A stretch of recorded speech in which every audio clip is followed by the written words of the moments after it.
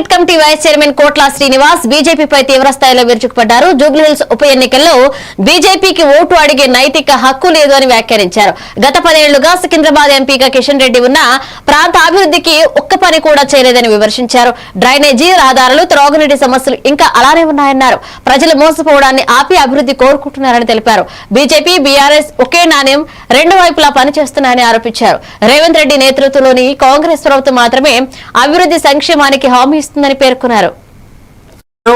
ఎన్ని community hall కట్టించారు, ఎన్ని మహిళా భవన్లు కట్టించారు, ఎన్ని మార్కెట్లు కట్టించారు. ఈ 3 సార్లు మీరు లోకసభ సభ్యునిగా కేంద్ర మంత్రిగా ఉన్న మీకు నియోజకవర్గ ఫండ్ ఉంటది.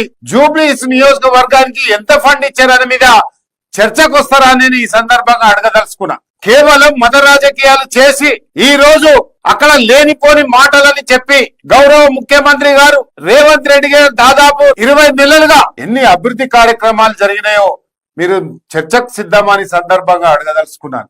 ఏమీ చేయకుండా కేవలం ఢిల్లీ టు హైదరాబాద్, హైదరాబాద్ టు ఢిల్లీ పర్యటన చేసుకుంటూ కనీసము జూబ్లీహిల్స్ నియోజకవర్గాన్ని కనీసం ఇక్కడేసే తట్టడి మట్టి కూడా అక్కడ భారతీయ జనతా పార్టీ కేంద్ర మంత్రి కిషన్ రెడ్డి గారు వేయలేదు. అదే విధంగా కిషన్ రెడ్డి గారిని అడుగుతా ఉన్నాను, మీరు సికింద్రాబాద్ నియోజకవర్గానికి కానీ అదే విధంగా సికింద్రాబాద్ అంతర్భాగమైన జూబ్లీహిల్స్ నియోజకవర్గానికి కేంద్రం నుంచి ఎన్ని నిధులు తీసుకొచ్చారు, కేంద్రం నుంచి ఎన్ని ఉద్యోగాలు ఇచ్చారు మీ పార్లమెంట్ పరిధిలో చెప్పాలని నేను డిమాండ్ చేస్తా ఉన్నాను.